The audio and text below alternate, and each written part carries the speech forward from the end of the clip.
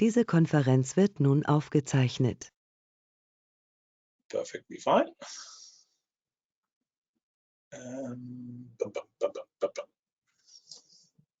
Can I place that? Okay. So now we have the session IBExpert and Firebird. Yeah, hardware performance, more or less hardware performance, general performance, the general performance of your application development inside your Firebird database. For example, how to improve the speed of using, how to use stored procedures effectively, using indices effectively, and so on. That's really one of the things that we are doing in a session which is planned for session slot number 3, so in around about 2 weeks.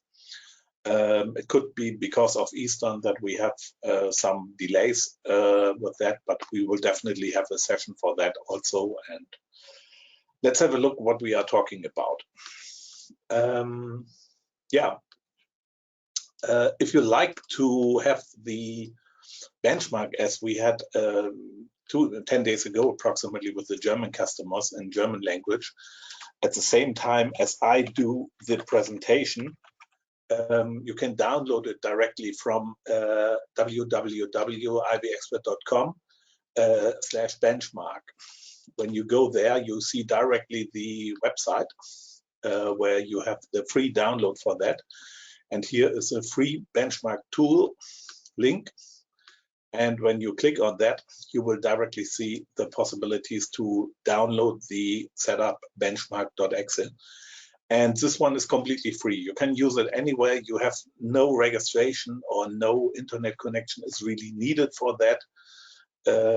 You just have to install it on a Windows machine on the drive that you want to test. For example, if you have a drive D where you want to have placed your Firebird databases, you should also install that on that machine on the drive D, because it will always only use the drive where it is installed itself on, and it will test only one drive. So if you want to test multiple drives or remote machines or whatever you want to do, you can use the same IBExpert benchmark functionality in IBExpert full version or in IBExpert day edition. And then you can directly decide on your own which is the Firebird instance that you want to work on, and etc.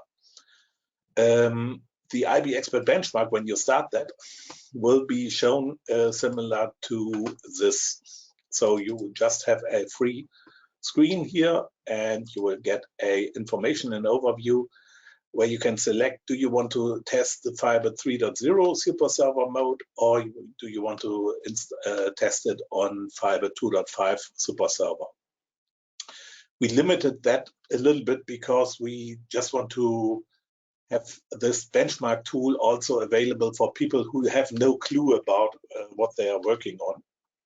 Most of the customers understand, okay, they are working with Firebird 2.5 or with Firebird 3, but the benchmark itself will bring its own Firebird server together with the installation.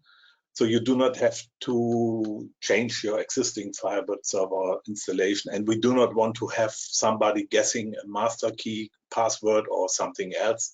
But all the values here on the right window are completely read-only in the free benchmark version. In the paid part of IBExpert IDE, you can enter any different information here, for example, which is the connection string, which is the client library file. And this can also be done, for example, to compare multiple database servers. And the basic idea is really simple. You just have to select which one is the Firebird server that you want to work on. And when you want to work on Firebird 3.0 super server, you can start it here by Start Benchmark.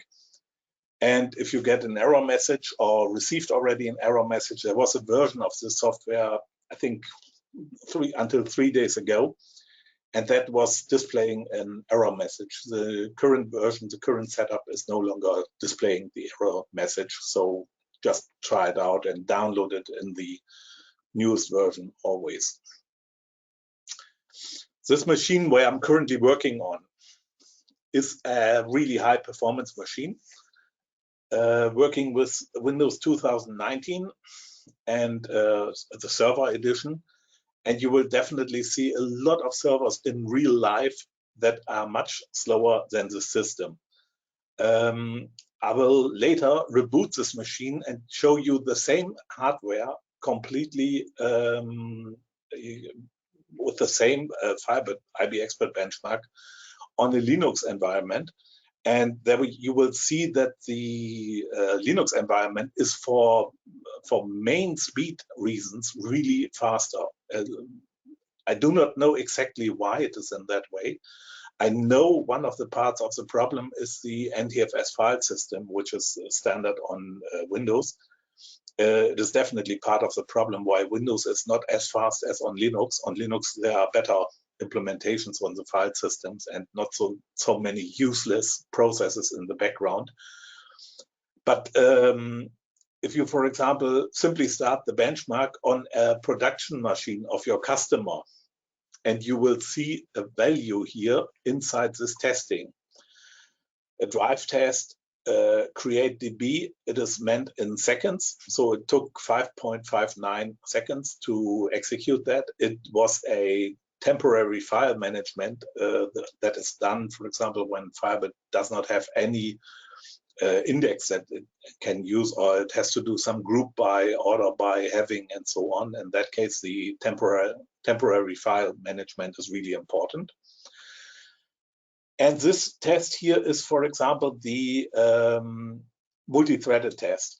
So if you have, for example, a test on this machine, and you have, for example, 1 thread or 10 threads running here, you will see it also in the task manager. I will show it to you in reality later, what is one of the biggest differences in a lot of machines already.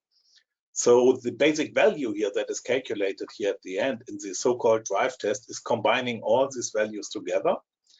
And we compare this value in number of seconds to a server that is distributed by us approximately 9 years ago. So that server was already at 100% speed. The problem is that this one is 3 times faster already.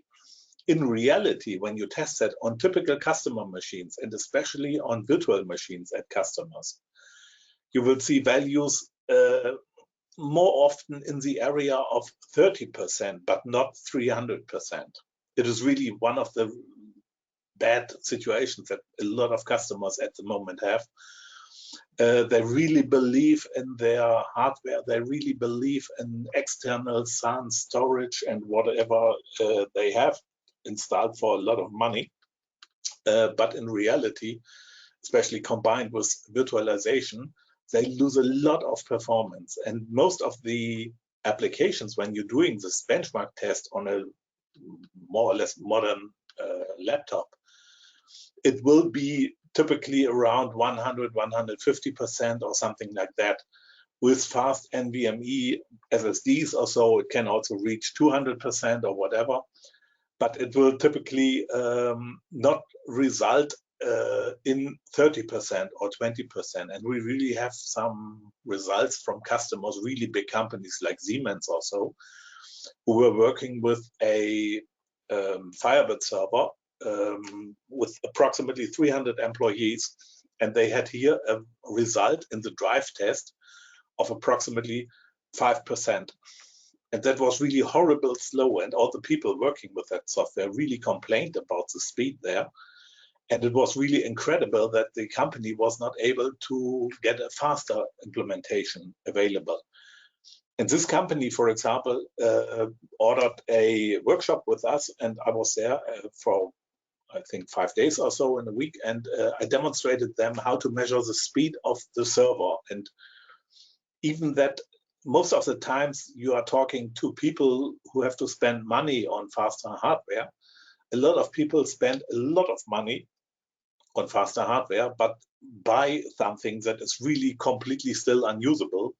And that's really a waste of money. And that's really not a good idea to have wasted money for a lot of computer hardware that is at the end not really fast. The server that you see here is approximately 4,500 euro or approximately $5,000 US dollar or so. So it's not really such a big investment to have this kind of speed, and you will later see that the speed on Linux is even faster on that machine. And from our side, we recommend to use Firebird with Linux if there is no specific reason to use it with Windows. And one of the reasons to use it with Windows is for sure when you are using a Windows UDF and have no alternative.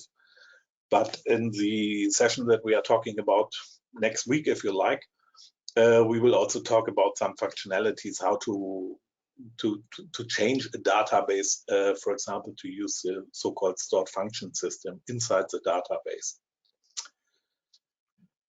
The most important part to people who have already some experience with Firebird, the drive test, is simply creating a test benchmark database, a test customer database that we are creating from a script.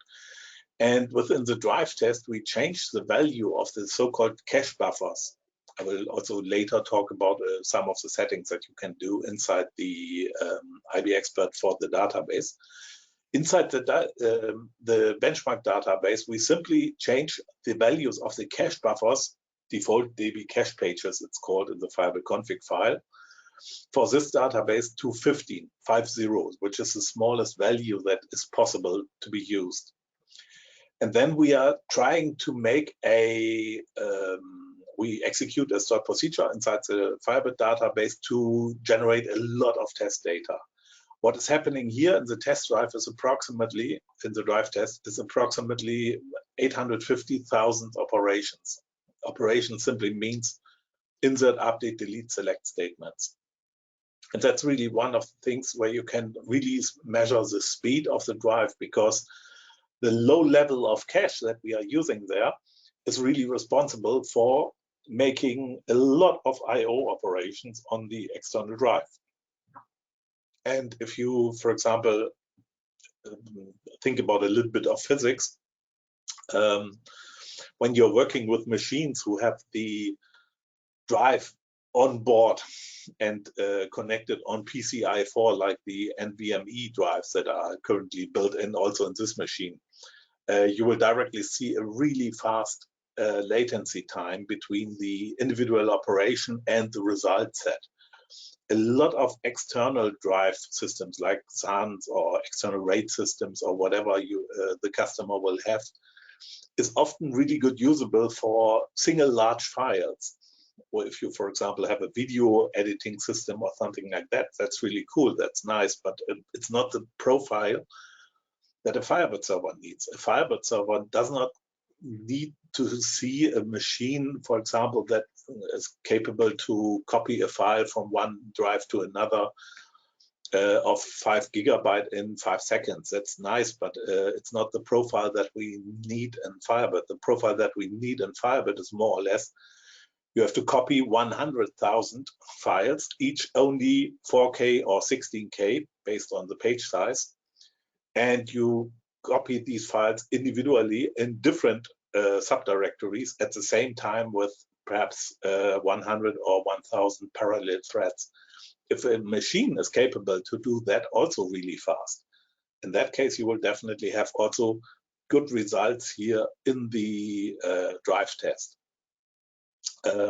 We have the experience from really large customers, like a hospital in southern Germany. There was a test drive, the drive test was made, and they really had a really extremely bad result. And the hardware that we were working on was approximately 1 million euro expensive. So multiple petabyte of space, multiple drive, cache, RAM, whatever was built in, a lot of numbers and a lot of definitions and some characters I never heard in that combination. But it was still only a very slow implementation for Firebird, and that's really bad, because in that case, when you really need a fast implementation, it does not have to pay, for example, 1 million euro for that, and you are still even much slower than this one, which is only a 4,500 euro machine. It always depends that you are using the right machine for the right choice. And that's one of the things that is also really important. The drive test is using the 50 cache buffers, and the CPU test is now changing to 5,000 cache buffers. 5,000 cache buffers simply means we have almost no longer any operations on the disk, and you will directly see a result which will come much faster than with a very small cache, because much less operations on disk are needed for that.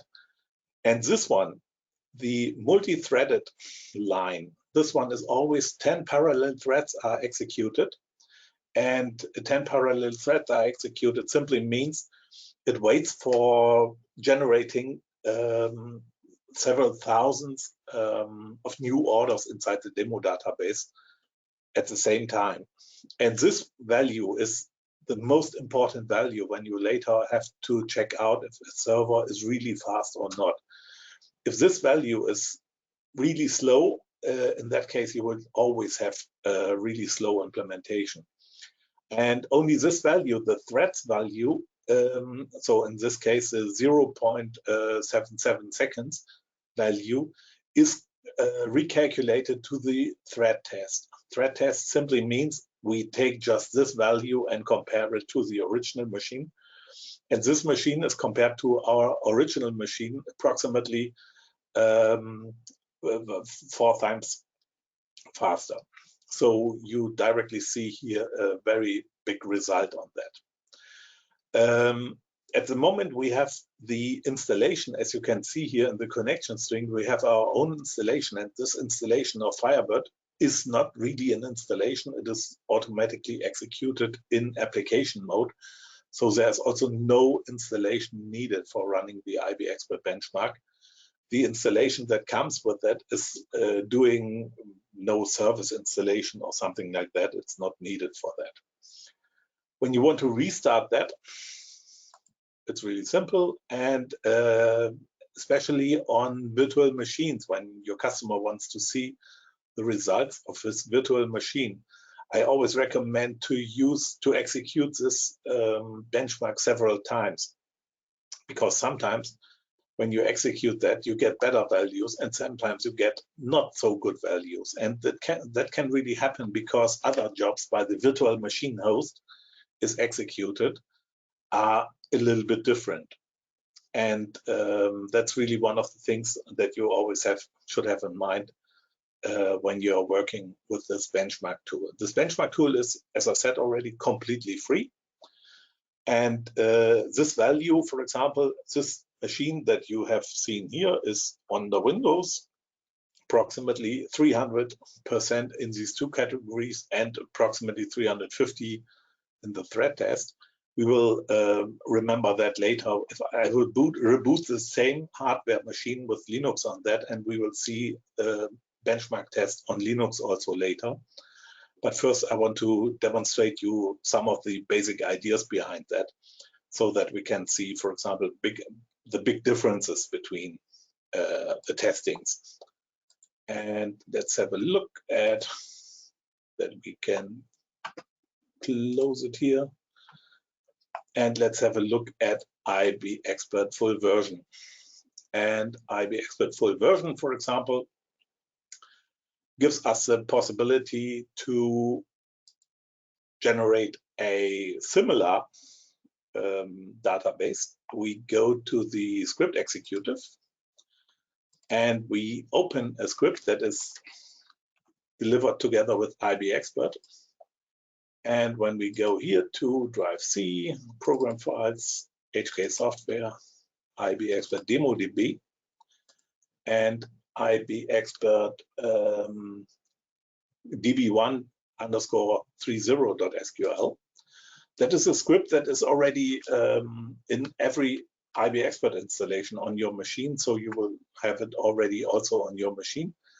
And if we, for example, execute that, we should, for example, have a look if my drive C has a folder DB. I think so. Yes. And let's simply execute that and see what happens.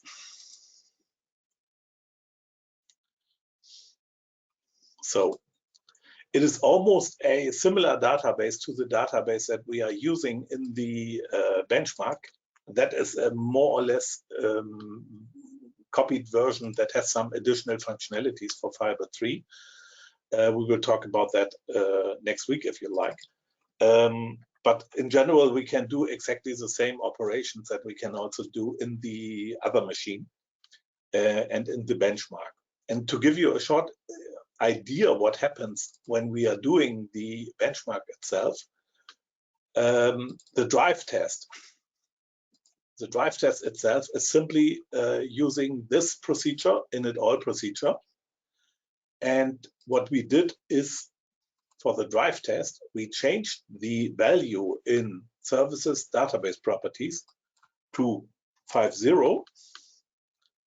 We say, okay, we disconnect to the database, we reconnect to the database, and then we execute this operation with the parameter 10,000. And what happens now is really simple. It will now create in the test database 10,000 customers, 10,000 orders, 30,000 order lines, and a lot of other things. And at the end, it took around 5.7 seconds. You remember that value approximately from what you've seen in the benchmark. And the most important part of the full operation is this part here. Reads from disk to cache and writes from disk to cache. Let's do a disconnect and a reconnect, because when we do it multiple times, now we have to first delete all the data again and execute that again. If we execute that again with the same parameter, 10,000, we will now first delete all the existing records and then recreate them again. And when we, for example, compare that, you will see later a little bit more in detail what I'm talking about. So what happened to delete and create all these operations? You see here directly the overview. Inventory was 35,000 updates on orders. There were 10,000 updates on customer inserts, deleted, and so on. The most important stuff is at the moment these two lines. When you see these two lines, you will directly recognize how many operations the Firebird server had to do based on the current SQL statement, whatever it was, on the disk to execute that statement. It was reading 404,000 pages from disk to cache, and it was writing back 140,000 pages from cache to disk. And when you have a look at the database itself, it's a little bit astonishing because we have just 1,838 pages available in the database. So the current setting for the cache buffers, which can be set here, seen here, is way too small. Let's have a look at, we are disconnecting here, and we change the services database properties from 50 to 5,000. And now we have the same operation again, and the same operation again will also now delete all the records and afterwards recreate all the records. It will be more or less done in the same way with the same parameter. And when we have now a look at the results page, it was coming much more faster, 3.303 seconds. And the most important thing was now we are working with 5,000 cache buffers.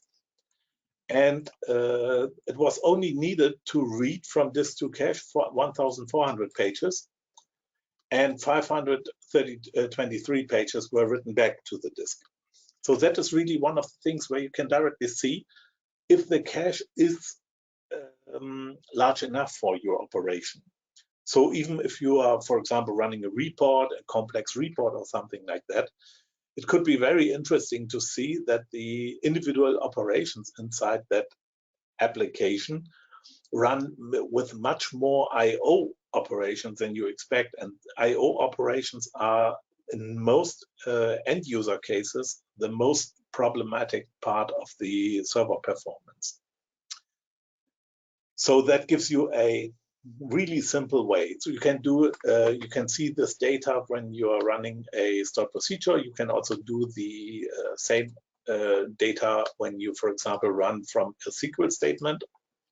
So for example, if we do a SQL statement, execute procedure init all with 10,000, and we execute that, it will also again delete the data and insert the data in the database again.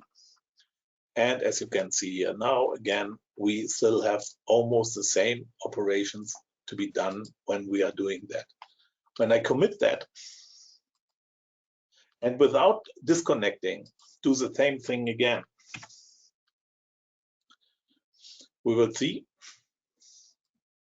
that now the complete operation is completely done from disk to cache, and only some data are written back to disk. That's also really important. If you see, for example, this value here really slow after executing your operation the second time, it means that this individual operation was doing most of the operations already with data that is already in the cache and the memory. So it did not needed, it was not needed to reconnect to the drive to the files and reload the data from the files. But also when you see that, it always means that some other operations, for example, a operation somewhere outside this statement, can be done from other clients, and they can also share the same settings for the cache buffers. So the cache buffers is one of the really important things that you always should have in mind. This value should not be too small, but also not be too big. So where's the limit from my perspective? I always recommend to have a maximum page value of 100,000. And 100,000 simply means multiplied by page size, which is 16K. 100,000 multiplied by cache size is approximately a cache buffer of 1.6 gigabyte. And for each Firebird implementation, super server called, it is always the cache for all the connections together. In classic or super classic server mode, you need this amount of memory that is automatically calculated here for each individual connection. And that can run immediately into a problem with loss of memory or missing memory. So always have in mind that this will be a very different value for super server. In super server, you can use 100,000. In classic server or super classic server, I would not recommend that, because in that case, when you have 10 connections with 100,000 pages cache, you need already 16 gigabyte of physical memory available. Otherwise, you will not be able to open another connection. And that can be really a problem in that moment if you have more memory defined in the database setting rather than you have really on physical machine available.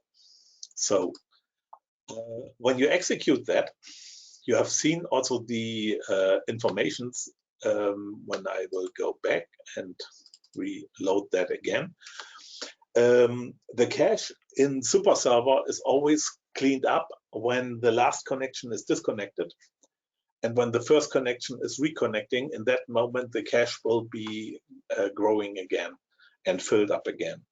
And when we start now again this operation, and we have a look at some technical implementations that we have here inside IBExpert, the so-called plan analyzer is in that moment a complex statement that we have not available here, but the performance analysis in graphical mode will give you a short overview what really happened inside the database. And you can see already that there were a lot of operations done. On additional page, you see that in table mode. And in table mode, it's much more easier to find, for example, here on the table product, you had completely over the full execution 125,416 indexed reads. And you can, for example, sort that. And the second often operations was index read on order line. There was no, there was a list of non-index reads. Here, for example, 10,000, 10,000, 10,000, 35,000, and so on. Here you can see directly how many updates were done, how many deletes were done, how many inserts were done, and so on.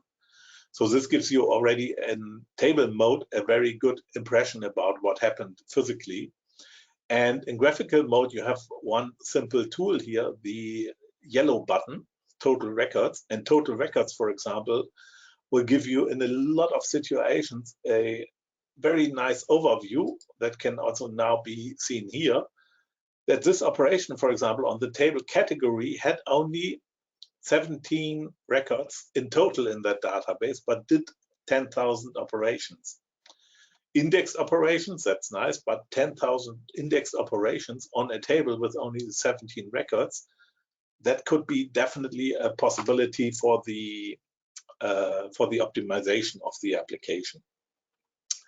And when you are, for example, see some of these situations, for example, a lot more operations than the physical records are available, in that moment you will definitely have a good choice to have a look at these implementations.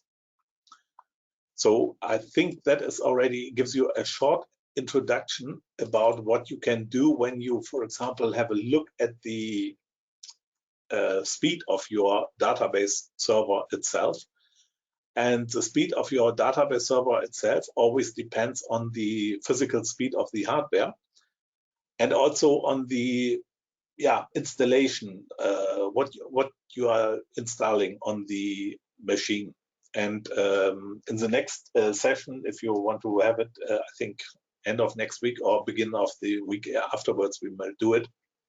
I will also talk about a minimum Firebird installation with all the config files, parameters. Some of the parameters we will talk about that today, but most of the parameters in Firebird config file, especially in Firebird 3, are really recommended not to be changed.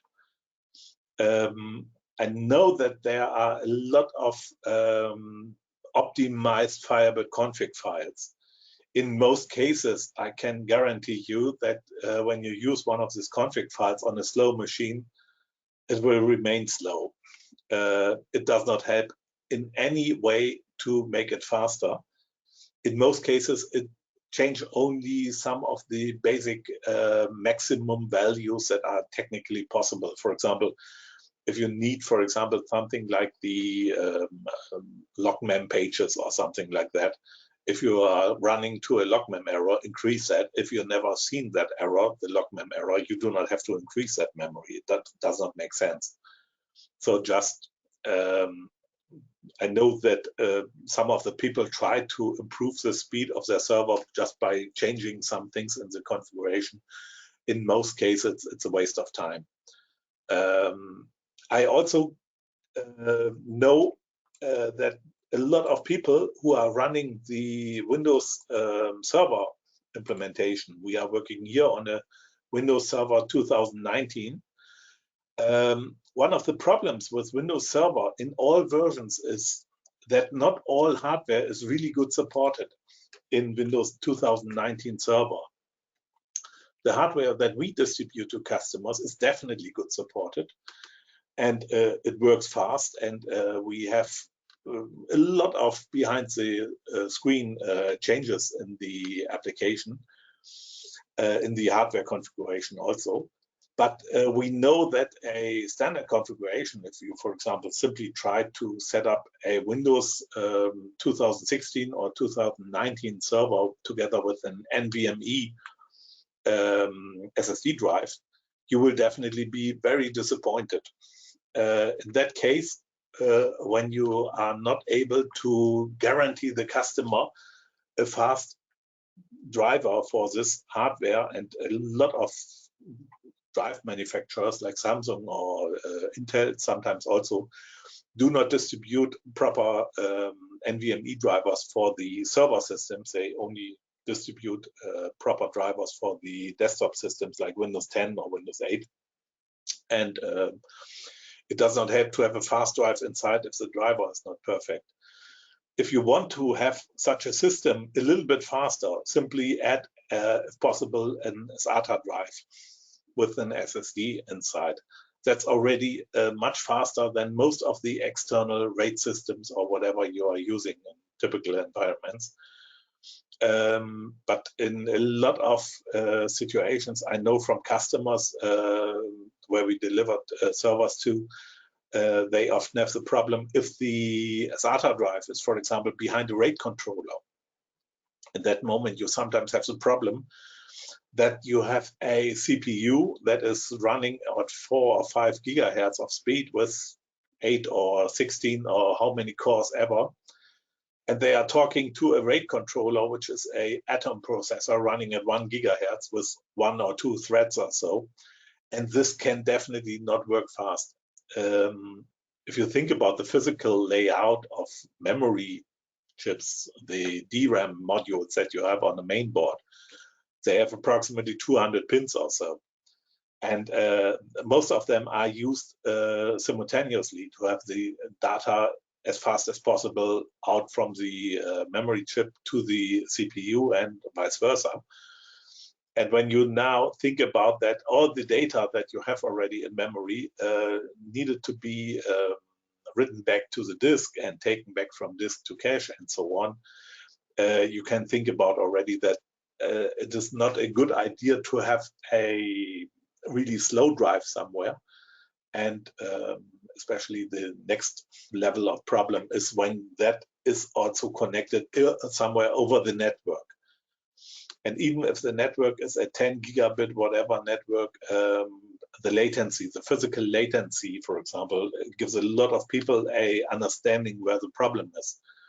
If you are talking about SATA drives, the 2.5-inch drives that are still standard with the SATA standard, I don't know how long it is already standard. I think it's approximately 10 or 15 years or so at least.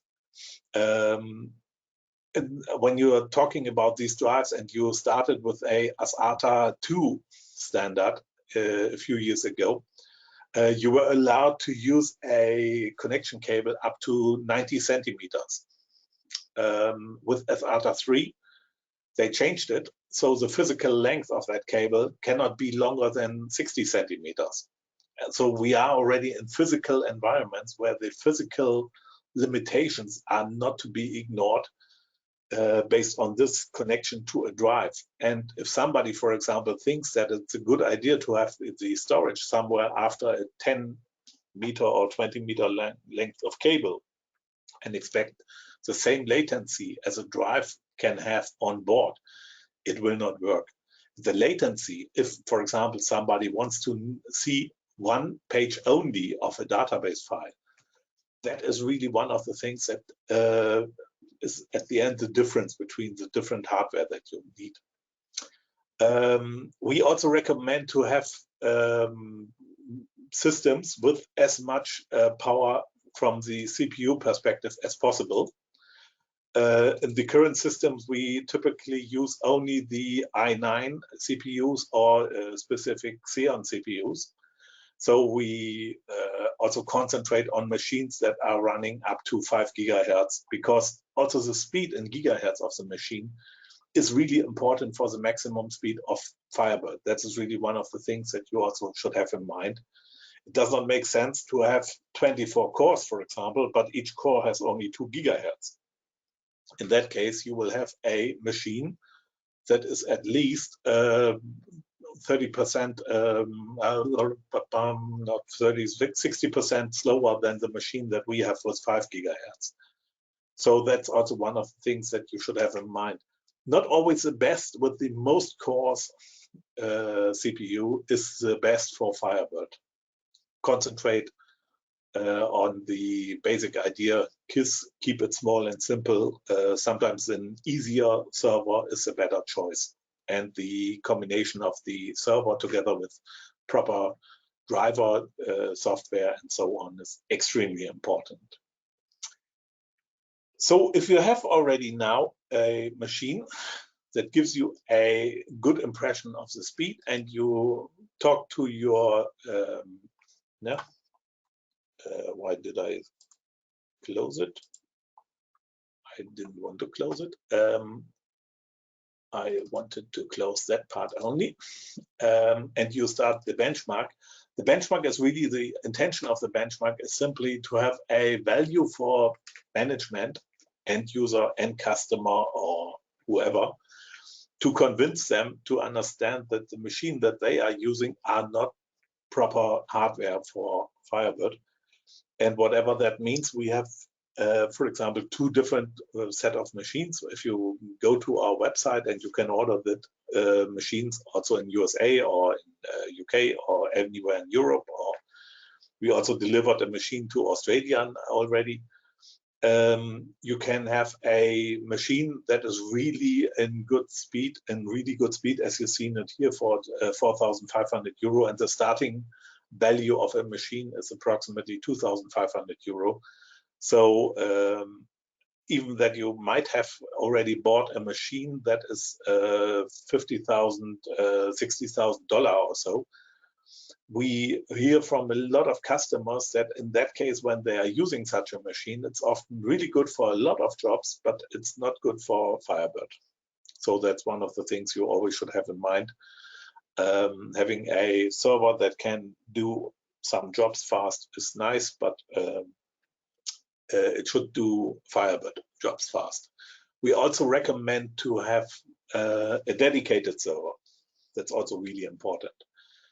Dedicated server, because when you have, for example, a look at the I/O, so go to Task Manager, even that I'm showing you this currently in the German version of Windows, I think it should be no real problem. And when we have here, for example, a reading and writing of the individual Firebird server that are here now included, when I start the benchmark, you will see what happens physically. There will be a new entry, which is bench Firebird. And you see here how many reads and writes it does in a few seconds. So we are really already now, simply by executing the benchmark in the approximately 20 seconds or so, we are already now in the area of 13 gigabytes reading and writing operations. And now the benchmark closes its own Firebird instance automatically. So that is really also important to understand. When we are doing the benchmark with the other Firebird version, for example, we are going to IBExpert, we close the existing Firebird server. This Firebird server will be closed. This one is now started again. This one is now started again. And now we are having a look back at the details page for the two individual Firebird processes.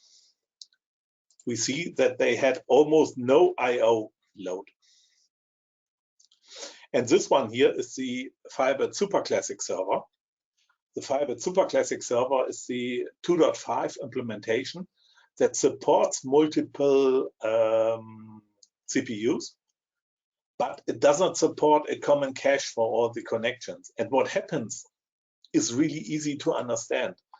If we are doing the Firebird benchmark, the IBExpert benchmark, which is here on the port 3055, this is the Firebird 2.5 benchmark. And we can also use the new client library to connect to that. That should be no problem. And let's have a look at how many operations are done while executing the benchmark. So we see ER bytes reading, ER bytes writing. That's the category that I have displayed here. And you see here now, especially in the part that is the multi-threading part, you see that this machine, which is already a really fast machine, took approximately 9 seconds for executing that. But the full process to execute the full benchmark in super classic mode runs approximately 40 gigabytes of reading and writing. And whatever kind of hardware you have in mind, exactly the same benchmark running on Firebird 2.5 super server or on Firebird 3 super server will now be seen here on the Firebird 3 super server, and it does exactly the same. But that was, I think, it's one of the reasons why my test system is a little bit hard to have today. I go back to benchmark and I go back here and I will change that. I used a test version of IBExpert for that. Could be perhaps not such a good idea. So let's go back, let's close that, and let's go back to the benchmark again. And now we are starting the benchmark again. And I think it will show me the error message.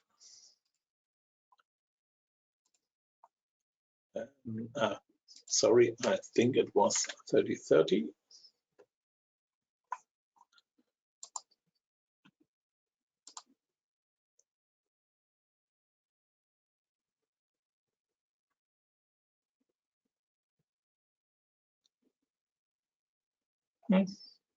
There is something wrong. I do not know exactly, but just what I wanted to display you is it's definitely much more I/O operations, and from the Firebird embedded that I used, for example, I just read that in the connection string. It is also possible when I go here, this is my connection string, and you can always use the newer Firebird client library also to connect to an older Firebird server. But it is sometimes one of the problems that you always have to have in mind is that the combination is really okay. And one of the things that you can also have in mind, if you are working with the so-called embedded Firebird version, the Firebird embedded client, which is always also distributed inside IBExpert, it is here inside IBE UDP. You can also use the embedded DLL to have a remote connection that is without any problem possible. So we can now directly connect to that machine, but that machine is a Firebird 3 machine, so we should have activated that in so-called legacy mode, but this one is not installed in legacy mode. You will see that without a problem. So for Firebird 3, recommendation is always have a Firebird 3 server installed and also a Firebird 3 client library file to be in use to have the connection without a problem. So let's go back to the this machine. So what are the most important things that you can see, for example, why when you're working with such a machine and you try to understand what is the biggest problems?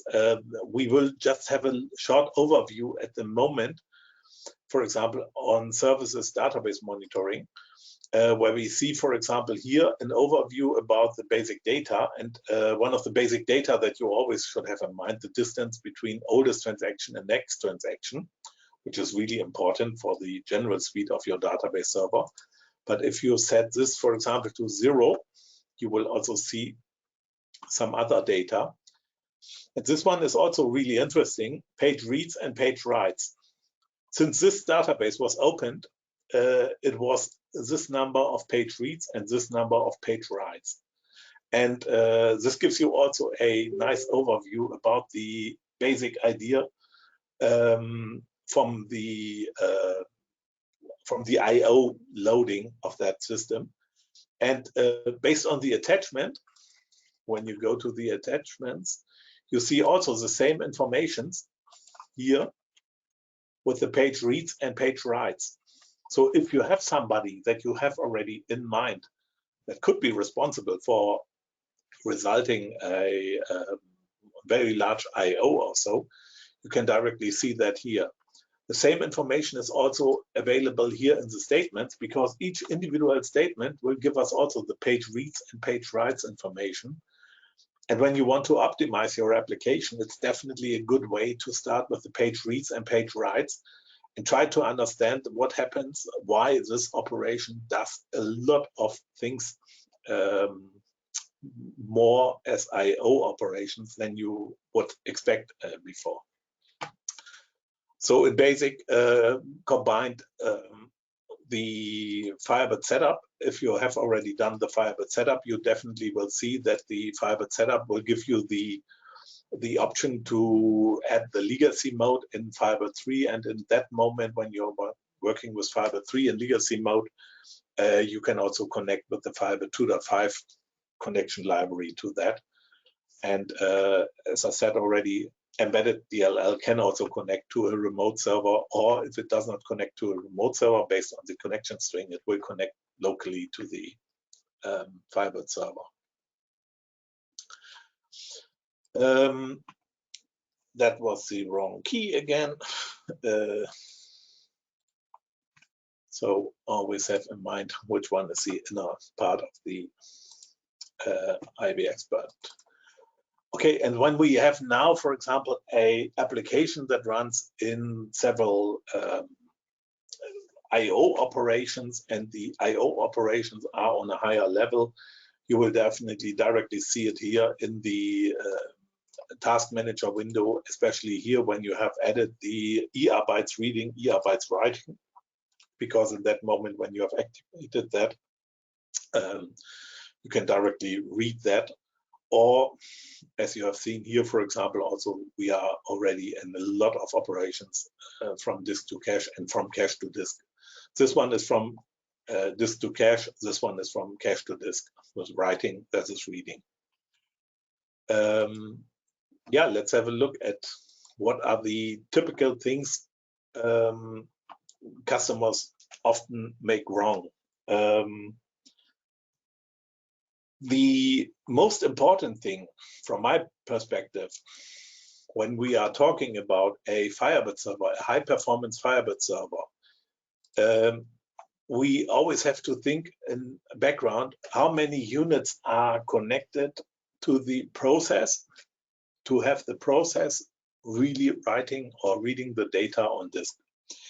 And when we now think about a virtualized environment, we definitely need already that the virtualized environment that we are working on with Firebird will have already at least the virtual host who will get the information that should be read or write by the disk and translate that to the physical drives.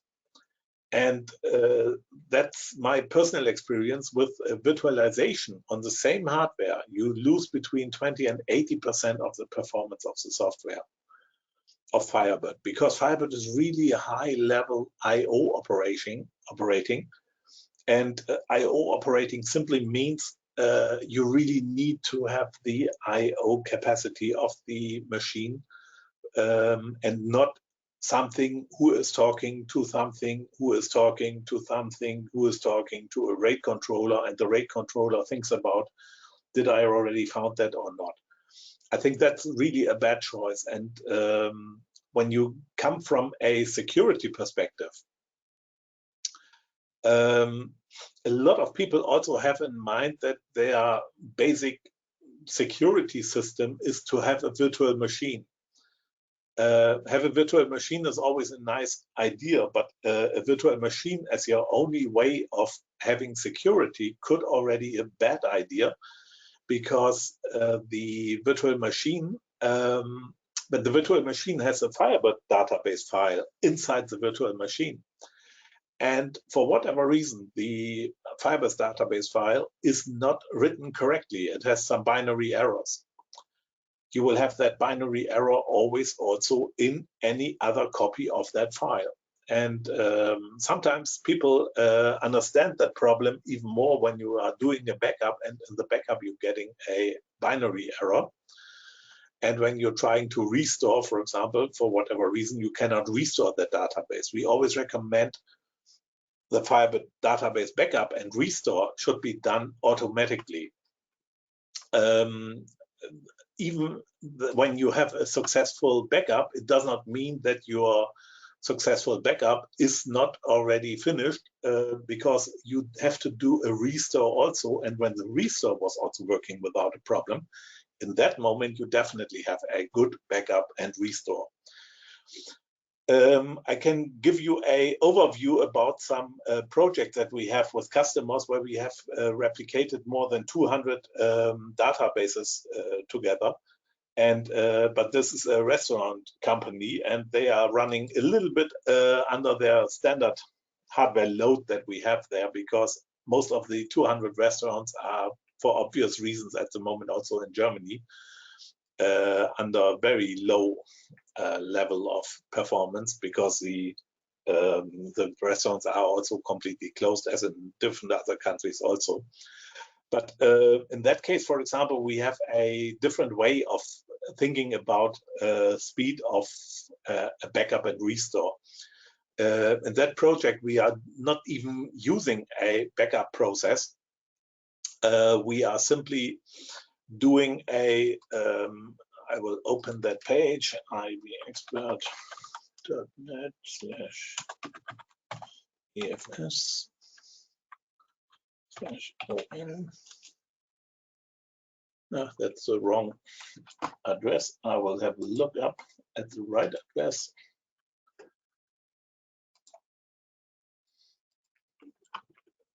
Yeah, that's the right address now. And you see here, for example, an overview about approximately 200 database servers that are replicated to each other, and which are currently under really low level of load.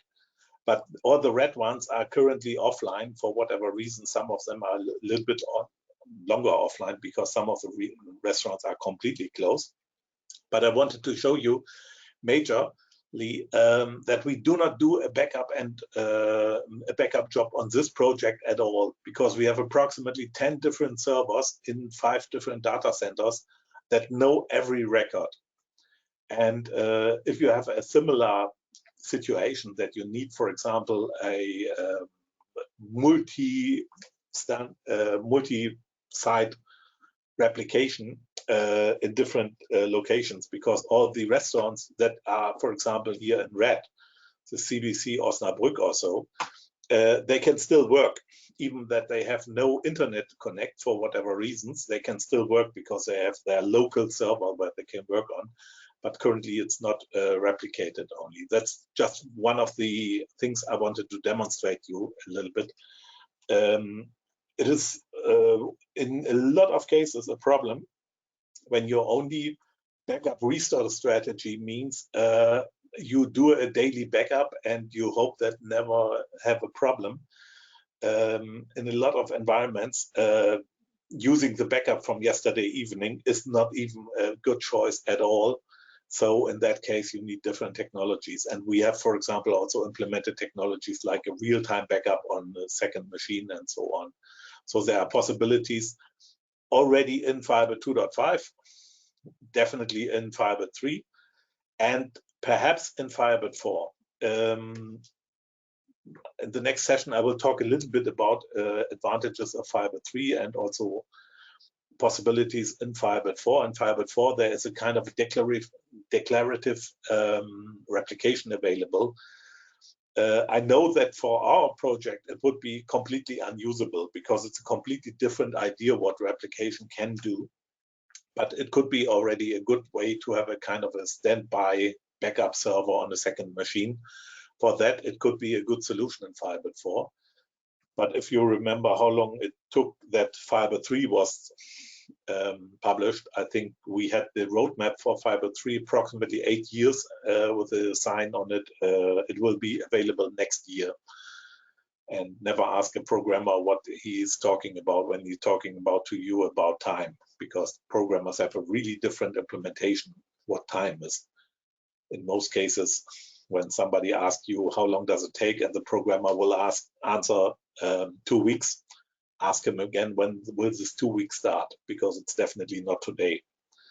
And typically also ask him, what is a week? Is it 7 days? Is it 5 work days? Is this an undefined number of days or whatever? Some more complex databases. I do not know if you have seen that database already. It's one of the most complex databases I've ever seen in the Firebird environments. It has some advantages, it has some disadvantages, but it's also possible to have, for example, 2,600 tables, 2,700 views, 8,000 procedures, 7,000 triggers, 2,500 generators, and so on. Approximately 17,000 indices, and so on. It's a very complex ERP, enterprise resource planning system, available in German language, but also in some other languages and in other countries. But it's created by a German software company, started that project 20 years ago. And they have a lot of metadata inside the database, and it still works with the database. They have some clues that some of the things are a little bit more complicated in Firebird with that kind of database, but it's still good to see already when you are talking about such a database, what is really the limit. I think there is still not the physical limit of that, but there could be some options that will make it to work with that database a little bit more complicated than you would think. The biggest database that we have in a customer environment always in use is approximately 2 terabyte. It is a lot of PDF files which are stored inside that database for a German patent lawyer company. And approximately 120 patent lawyers always do their researching on the system. And it's really an impressive amount of data. And we very often use Firebird also for storing files. Because file systems often have the problem in a file system, when you delete a file, the file is gone. When you delete a file inside a database, you can have, for example, a trigger that will use that content of that blob and put it to a archive database or whatever. And with the transaction control of Firebird, you are 100% sure that nothing is lost. If somebody simply, for example, changes a folder structure on your drive, it is definitely already part of the problem. But let's have a look back on the real database problem. One of the things you also should have always in mind, I can show it to you only on this machine in German language, but the power setting, energy saving, max performance is a keyword. A lot of servers, when you're installing a desktop machine or a server machine, or you get the original installation from HP or whatever, they typically start to install all these machines on the balanced mode. And balanced mode simply means they save electrical energy. That's a really stupid idea, because they save electrical energy, perhaps 1 watt per day or something like that. But a lot of end users will drink so much coffee that you are losing the same energy again and again and again. So one of the things you should always have in mind, go to the power setting and change the power setting to the server to max performance. In max performance, you see the informations here in process energy, minimum mode 100%, maximum 100%. That's really important. So to have minimum 100% and maximum 100%. Because a Firebird server often has the following problem. When you're working with a Firebird server on a slow drive, the Firebird server can be seen here in the I/O subsystem or in the task manager, that it does not consume any CPU load. The problem is, any job that does not consume any CPU load will not change the power setting from balanced mode to high power mode. So in that case, it could be because of the Firebird server does not have any CPU load, you will not ever get out of the slow CPU mode and balanced part, so that you will stay on such a machine even slower than it could already be. So when we have again a short look at the benchmark, for example, we can have the benchmark also started from here in 3050 and in benchmark. And now we see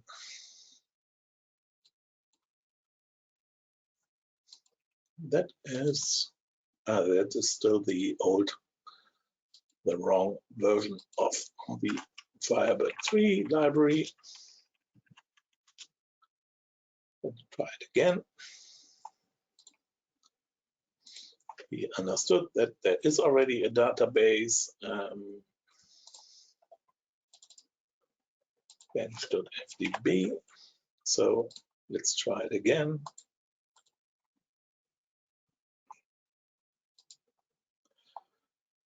So, and what you can see here, for example, is that that was crashed for whatever reason. Again, let's start it with the benchmark on Firebird 2.5. I do not know at the moment where the problem is, but we can think about that. Because what I want to show you is almost similar. So let's have a look that the benchmark file needs to be dropped again. And we start it again. And let's go back to the task manager. And in the task manager, the FBINet server here, for example,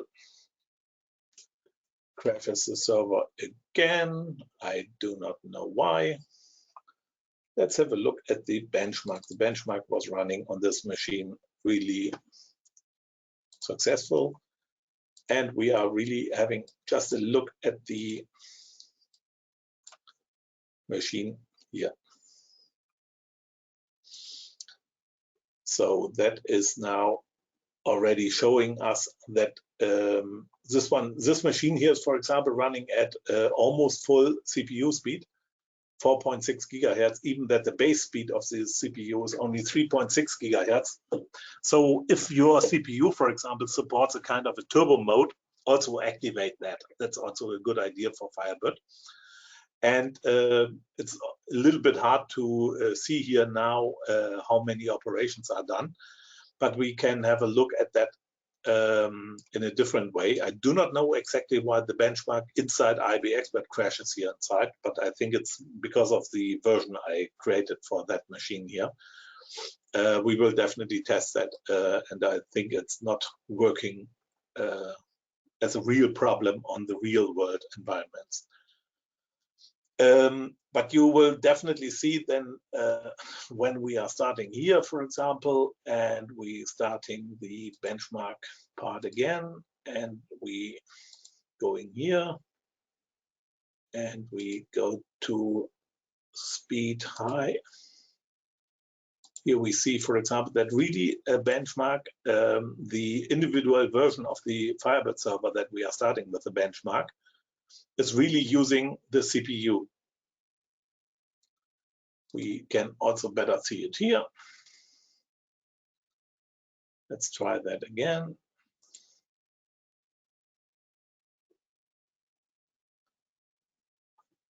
And you will see, for example, here on this core, we definitely have now the benchmark running, and now we are running in multi-threading we have here, here, and here, and here. We have some smaller mountains where the 10 parallel threads are executed.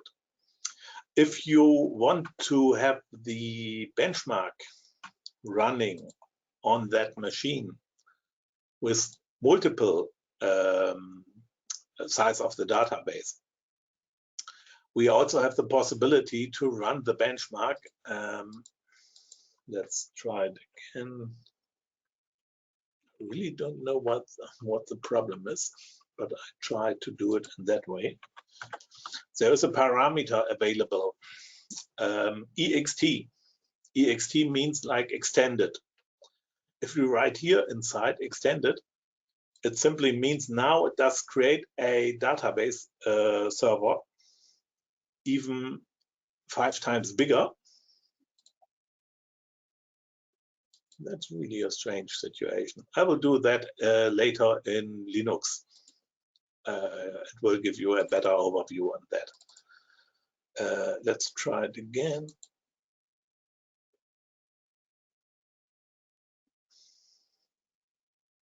But it seems to run now. Hopefully it still runs again.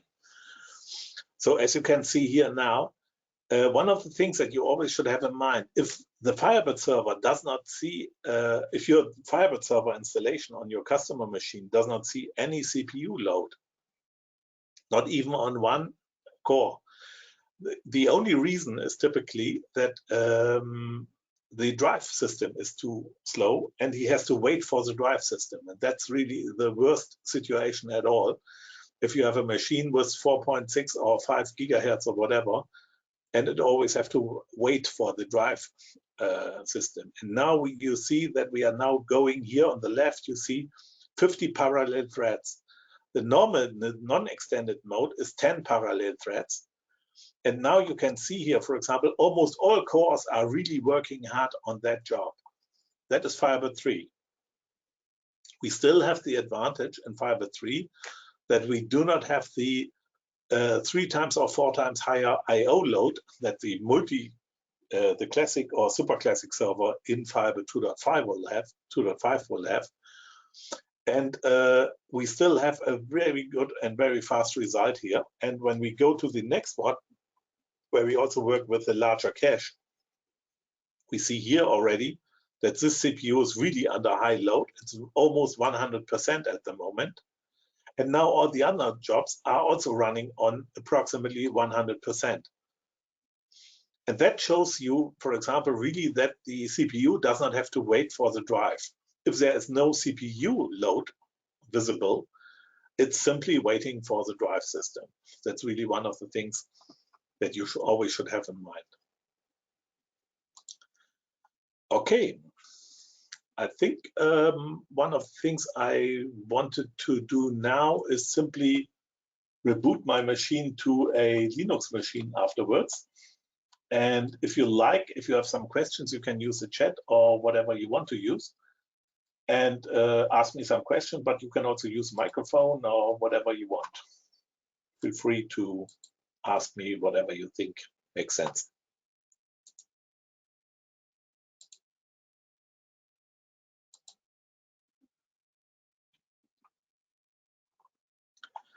Any questions from your side?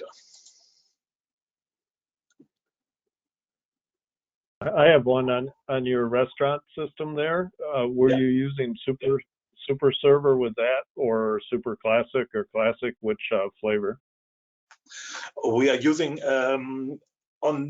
we are using a combination of Firebird 2.5 super server on the individual machines because some of them were already distributed 6 years ago. And the main machines, the 10 machines which have all the data, they are all used in Firebird 3 and super server. So from my perspective, I don't see any reason not to use Firebird 3 super server. The screen will be distributed in a few seconds again.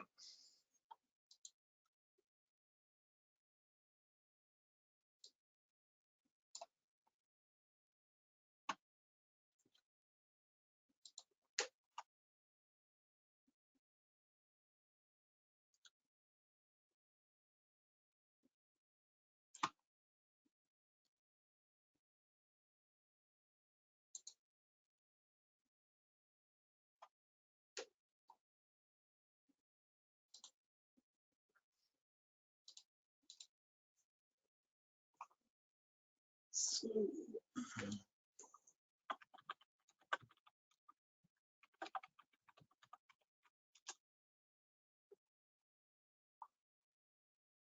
and let's have a look at where my screen is. Bum, bum, bum, bum, bum.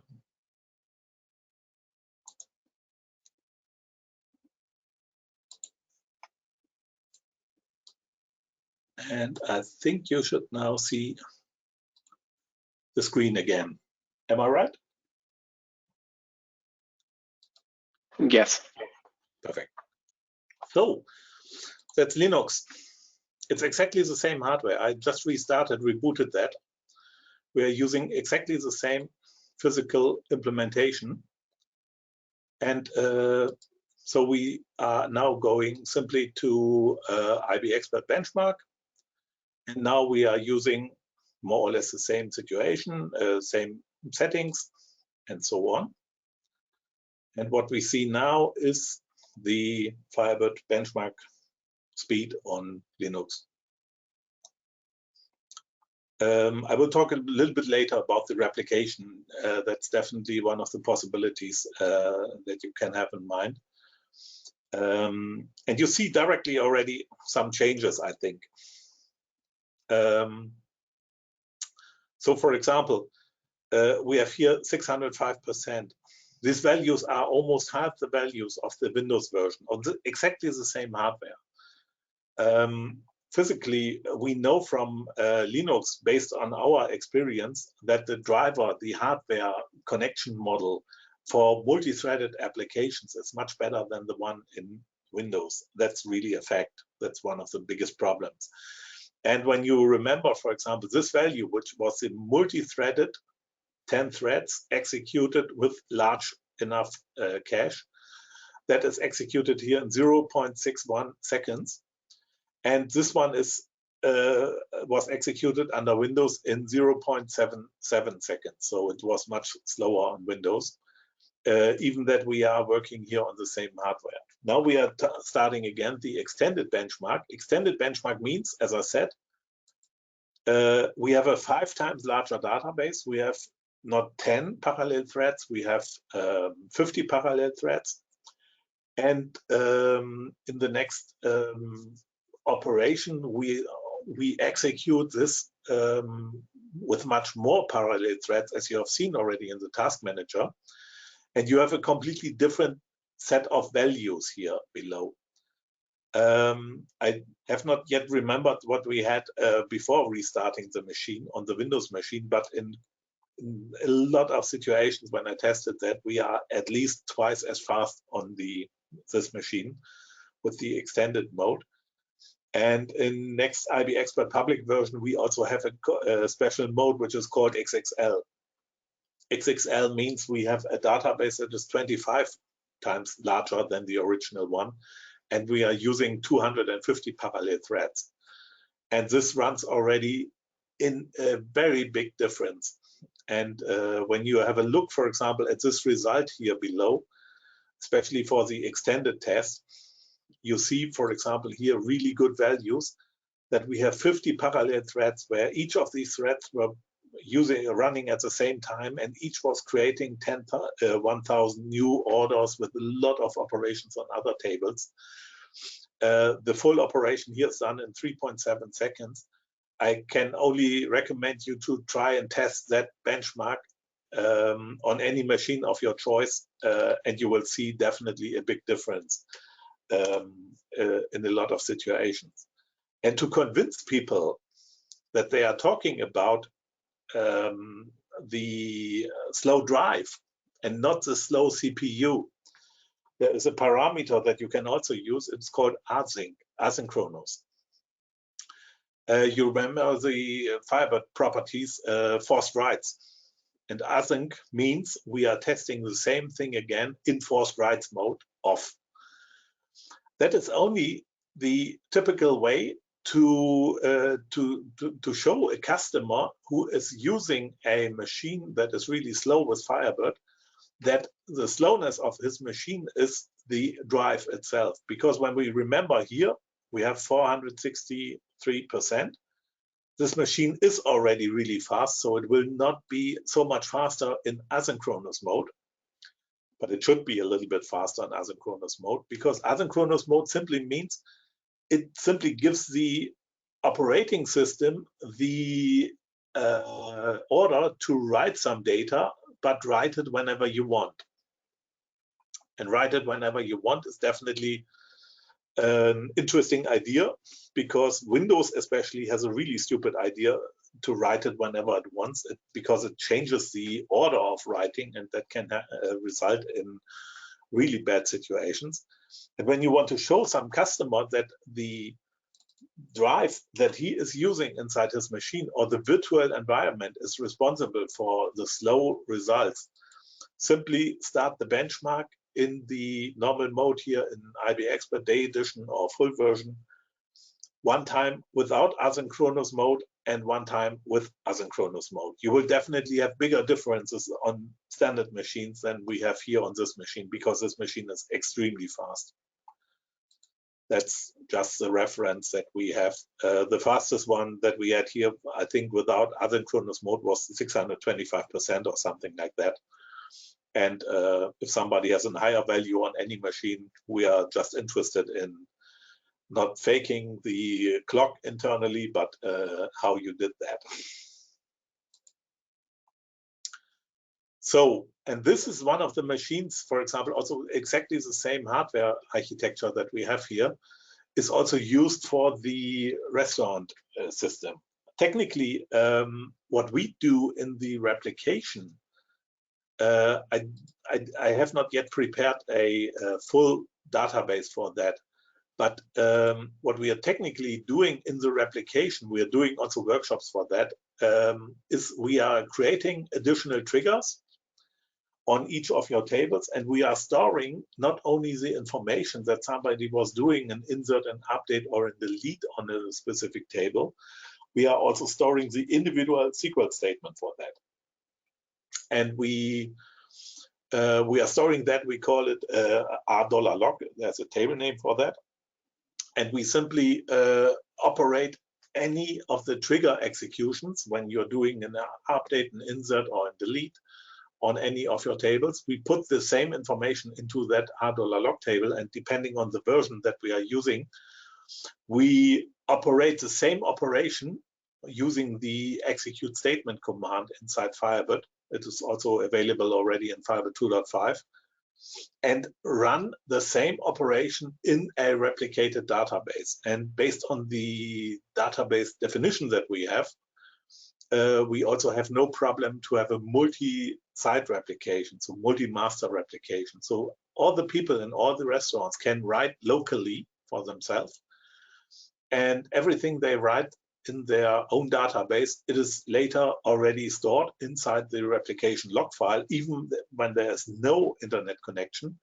And as soon as there is already again an internet connection again, we simply change the values, transmit the data also to your replication partner. And when we, for example, have the information that somebody wants to change a record on 2 different sites at the same time, the good thing is we do not disallow that, because it could be still available, but we still have the advantage that we can, for example, tell the end user that these were the individual changes for each record. We have a customer project for a customer in Hamburg, where I think I can have a look at that, but I have to do some testing on another screen. But I think I have to start a VPN connection on that, and I think this will interrupt the current session. That would be no such a good idea. But I can, for example, if you are interested in that, I can give you a short real overview how it works. And we also offer, using remote technologies or so, we also offer customers to create an implementation of the replication system in their own database. Depending on the on the complexity of your database. It's approximately a project of 3,000 to 5,000 euro. But at the end, you will have one big advantage. You will completely understand how it works. It's not a black box solution where you have, for example, an executable that does whatever you expect it to do. You will see every line of code inside Firebird code, and it is completely implemented inside Firebird, and it can be easily understood. And for example, if the replication does not work as expected, you will definitely understand why it does not work as expected. And there are a lot of things that you have to have in mind. For example, cascading inserts used by triggers before insert triggers or something like that. There are a lot of knowledge that we have already created in the last years that makes us such a project, implementing that as it's not a real big deal for us. It depends a little bit on your database model. One of the things that you cannot replicate so easy is, for example, a generator. But when you go back, for example, to the page that we have shown you, to the restaurant page, we are using one generator per database. So we are simply doing every generator value, every primary key that is created locally is created from one simple generator. And each of the restaurants will have a specific offset for that generator. So for example, the restaurant here nearby my hometown is, for example, number 101. The next one is number 102. And the generator starting value is set, multiplied this number of that machine, multiplied by 100 billion or something like that. And the generator value is a 64-bit value, so you will have way enough space between two values.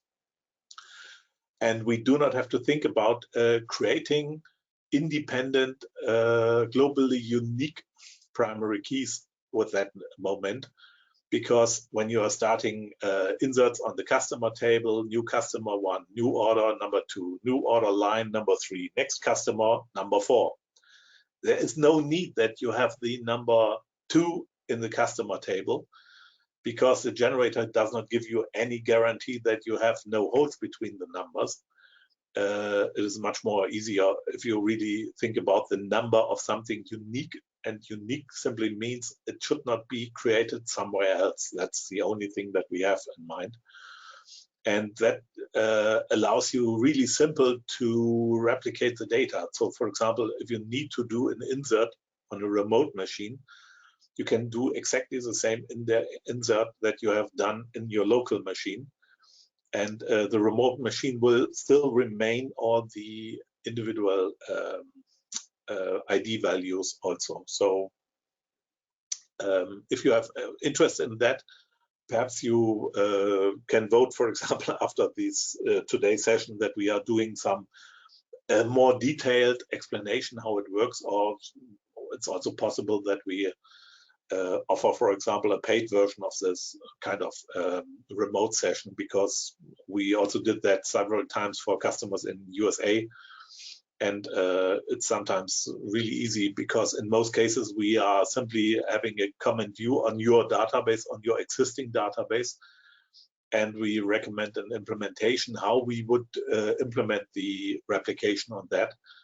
And if you confirm that this is a project that you are interested in, we really implement everything that you need inside your database. And at the end, you will get a full introduction how it technically works and how what you have to have in mind and so on. And there are different technologies for doing that, based also in most cases on the existing database model, because sometimes database models are not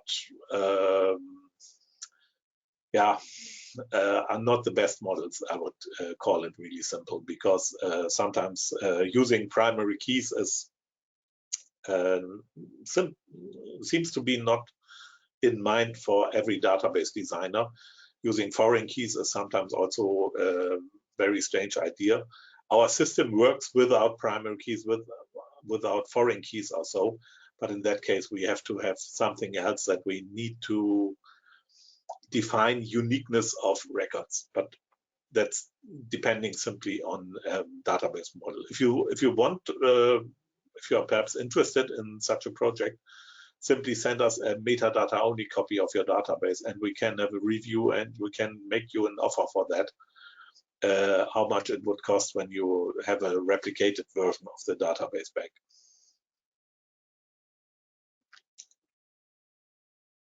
And the multi-master replication also gives you a much larger amount of possible end users of your application.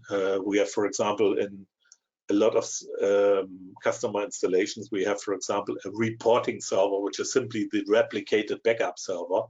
All the reports are running on the replicated backup server, because complex reports sometimes also do really stupid SQL statements.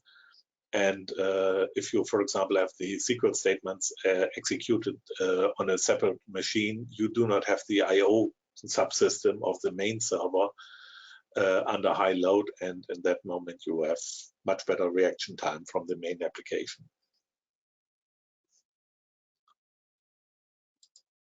Okay. Some other proposals that I should talk about.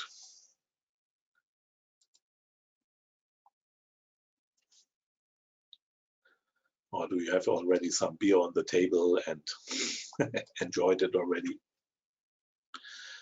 When I look around, I miss my beer. Okay, you're welcome. And if currently there are no more questions, or you have perhaps different questions about the information that I gave you already, a little bit more in detail, some of the things that we also offer is the same architecture that we just did here, calling a hotline session, remote support session. And the so-called hotline session is really simple. You can order an hotline session, and we can directly work on your real-world database. So it's also no problem to use the same technology. You will also then get a specific GoToMeeting link from us, or what we call the other system, the PC Visit system. And you can directly show us on your machine where you need help. And when we are talking about next week about the basic idea of advantages Firebird 3 implementations, how you will go from Firebird 2.5 to Firebird 3, what are the really important files for a Firebird 3 installation, and so on. You will definitely have some things better in mind. Okay, Magic, which version of Firebird on Linux and why? Firebird 3, simple answer, Super Server, because Firebird 3 also on Linux, as Super Server has the much lower I/O operations. Classic Server in Firebird 2.5 is a nice implementation, but really is not comparable from speed perspective. With really fast hardware on this machine, it could also work, but I always recommend the people to update as soon as possible to Firebird 3, because Firebird 3 really uses all the CPUs properly and only uses the I/O load when it's really important. Back to the restaurant project, when the restaurant was still under high load, the restaurant chain, we were approximately having 2.5 to 3 million records every night. So all these systems are distributing their data completely at night.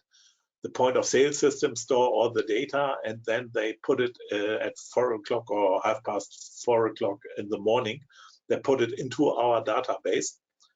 And within the next 3 hours, we have to transmit all the data from these individual machines over an DSL upload to the central server. And that was approximately, you remember perhaps the problem of Firebird 3, the Firebird 2.5, that we are running out of transactions when the next transaction is reaching approximately 2 billion. on that database, on that main database, we reached approximately 2 billion transactions within 6 months. So we had to do a backup and restore of the database really often. That was one of the reasons why we switched to Firebird 3, because Firebird 3 has some other advantages also, in the name of that the transaction pointer is no longer only 32-bit. Oh, Kevin, 1.5 to 3.0, that's cool. Yeah, that's really a big jump. That's really a little bit more complicated, but you will enjoy, especially also the monitoring stuff and so on. You will really enjoy that because it has a lot of possibilities that you can use that also for understanding your own SQL statements. And we will also have, in German language, we are already this week, I think, block number 3 already. And I also want to do that similar in English. And block number 3 is all the possibilities that you have not seen before. It is the monitoring stuff that was here possible that I showed you already, but also the trace API and such a technology where you can directly have a look at the database server itself, what operations it does, including which triggers are executed and so on. So it could also be definitely interesting for a lot of you. And you will also, yeah, you know, when you need help, not only Kevin, everybody, just try to make the appointments, for example, also on the hotline system. Most of the times we are doing simply time appointments. For example, if you have a time frame of 12 o'clock, 6 o'clock in the evening or whenever, we can make a appointment there used on the hotline. And if it only takes 5 minutes, we charge you only 5 minutes of your prepaid account. And sometimes you need an answer on one question. And we know from a lot of customers from the hotline system, they really like to know in the real moment a yes or no. And that's really could be worth, for example, 2 weeks of useless working on a system that with a short no in the right time would have been avoided and replaced by a better implementation. That's really one of the things you should have in mind. And it's worldwide. The problem was only with a customer from Australia. That was really hard to find some some good time where both of the people are still working, but it was also possible. Okay, if you have any proposals also for next sessions and you would like to some more questions, can you show one more time database online monitoring? Yes. Let's have a look at, for example, a create database, and I will do the following.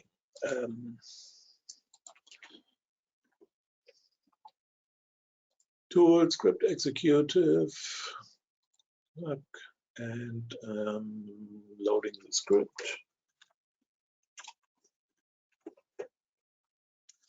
I always plan approximately 2 hours for each session, so we are definitely not already running out of time. And HK Software,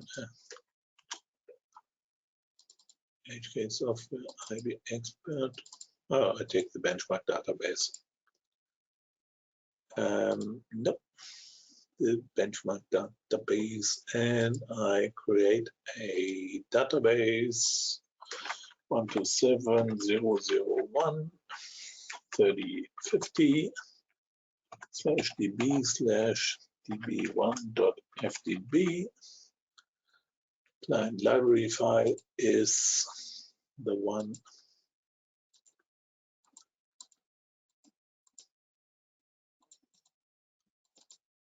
IBExpert is running here under Wine, so it's also a really nice implementation. It works fine.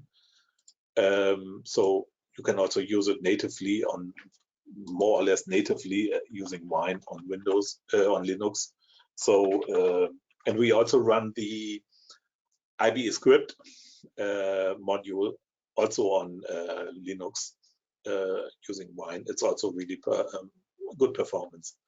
So let's try to start that database. Let's try to run it again, and let's open the database. Let's start here, no active connection, and let's run.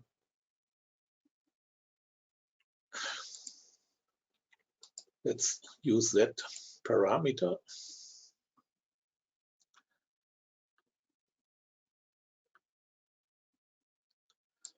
One of the things I can also show you is, for example, I showed you already the init all procedure.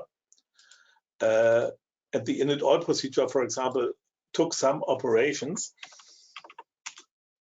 when I did the execute 10,000 and so on. And then we have here the results, as we have seen already, and so on.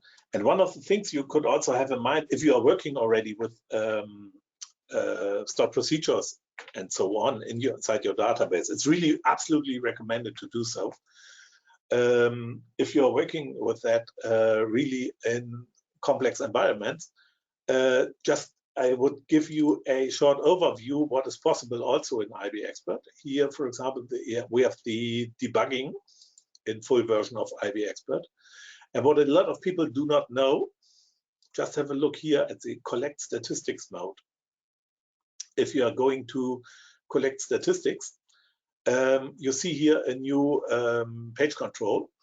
And what happens here now is really simple. It will execute your procedure in exactly the same order, but on the statistics mode, you get now an information from IBExpert which of the operations were taking what amount of time and how many rows were affected, what was the time for using execute that, and so on. And when you are working in such a stored procedure that runs in a lot of operations, it could also be really interesting. Or if you, for example, now try to understand, yeah, that's Miguel. That's one of the things I also know. I had, for example, one of the things a lot of people did not know. Really, I always tell it for lazy people. For example, you have a customer table and you want to write some SQL statement on the customer table. I think you might perhaps know that the drag and drop functionality.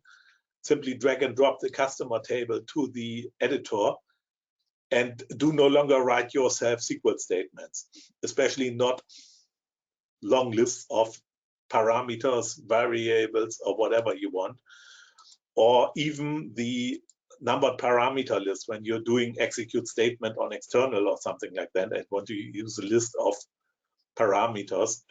You can have it created by IBExpert for yourself immediately. It's extremely comfortable and really helpful.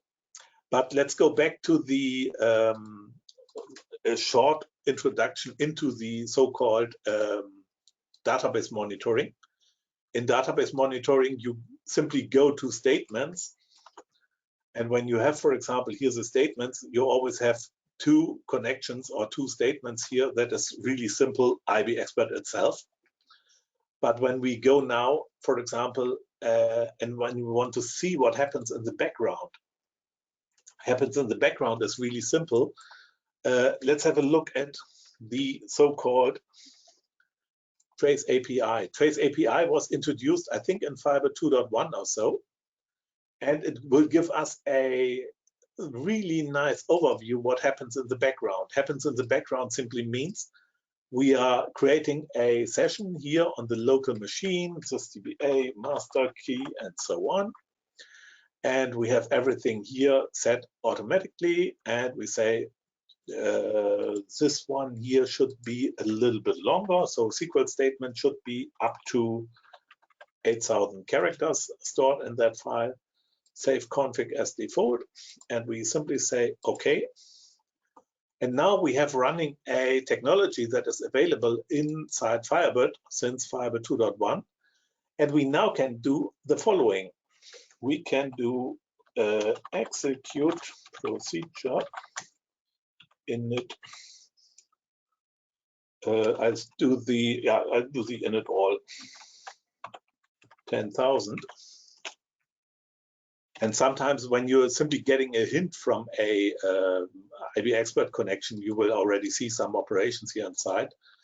I will also execute that, but I think we should priorly do editor options, display line numbers. So now we see here the line numbers of the individual operations. And what happens now is really simple. Here we see from the Firebird perspective the individual operations. So when I execute that, you will later see each individual trigger that is executed server side is now here in the protocol.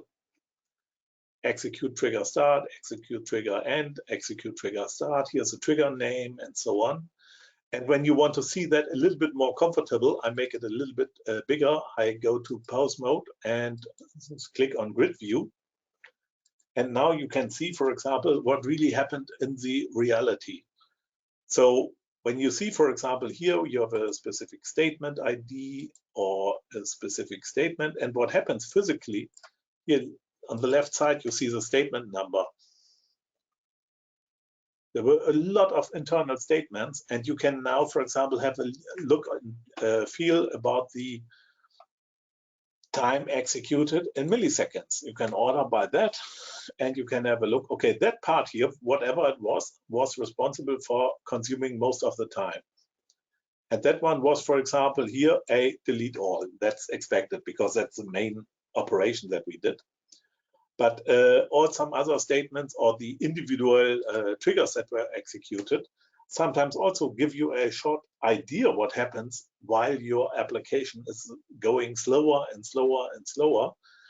And in some situations, your trigger is part of the problem. And with the Trace API, you can really find it in a really nice way.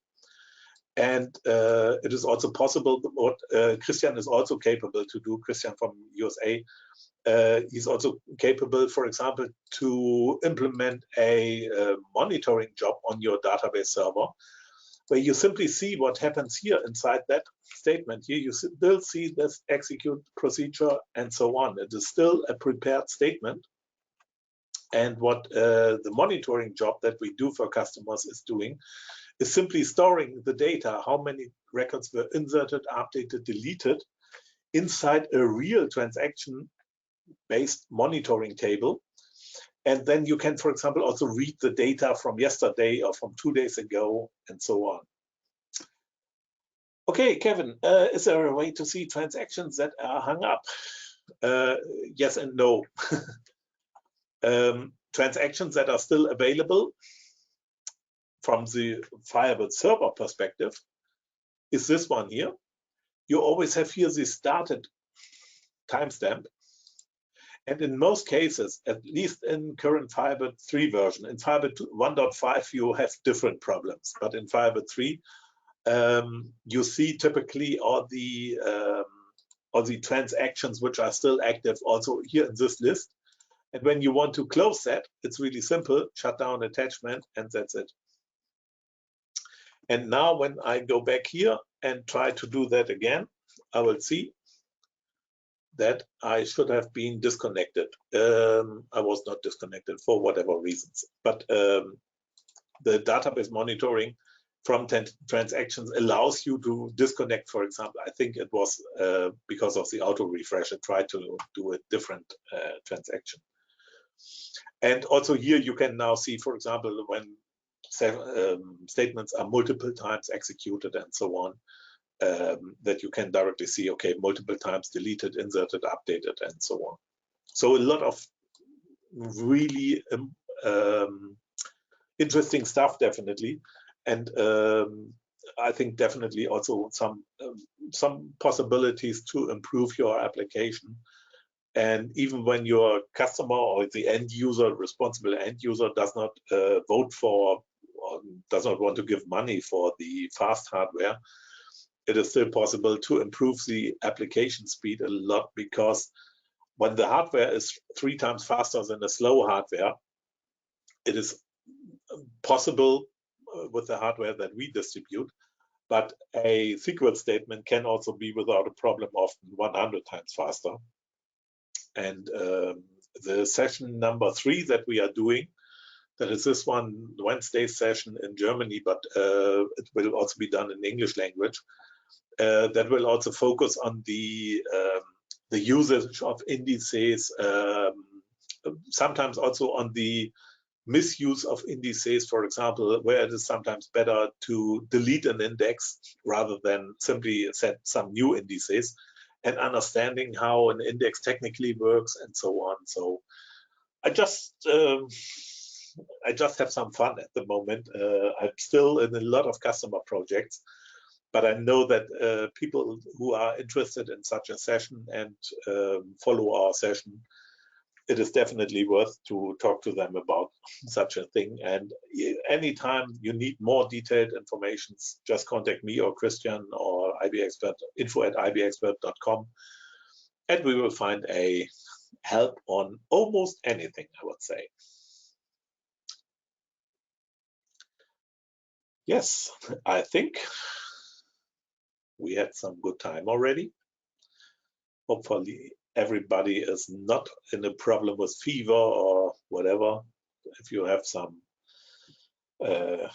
cold beer in front of you, it could help already to to fight the fever. But I think we are in the very good position already in our companies and our business that we can still work on our jobs, and customers will still pay us for working for that. And a lot of other businesses are really a problem. So I would say, if anyone wants to ask something again, we definitely will always have the information when the next session will be on our website. I hear somebody talking. Yes, hi Holger. Thank you very much. Do you know already the next topics coming up for next Monday? Next week is definitely, I expect next week. I think it's, is it also the Easter Monday? Is it a holiday also in USA or only in Germany? Oops, I have to look that. That's not on my plan right now. Or in UK, I do not know where somebody is, because we can do it on Monday. I have no problem with that, because if you're more or less not allowed to go out, we can do something like that. Okay, I'll let you know. I will stay in touch with everybody and kind of discuss like topics, what everybody like to hear, or like maybe recommendations, and then get back to you. Okay. So, and if there are questions, proposals for next sessions or so, just send an email to info@IBExpert.com or support@IBExpert.com, and we will have a look at that, and perhaps we will do it. How about contact, Holger, how about contact IBExpert.com? For the US is also possible. Perfect, yeah. Okay. Can I send an email to your webinars? Yes, simply send an email to one of the email addresses, and you will definitely get an email, because at least 1 day or 2 days before, we typically send an email, because we collect also the emails that when you have entered your email here and go to meeting, you will also be automatically informed for the next sessions. Okay, bye-bye. See you. And thank you. Yeah, next week. Bye-bye. Bye.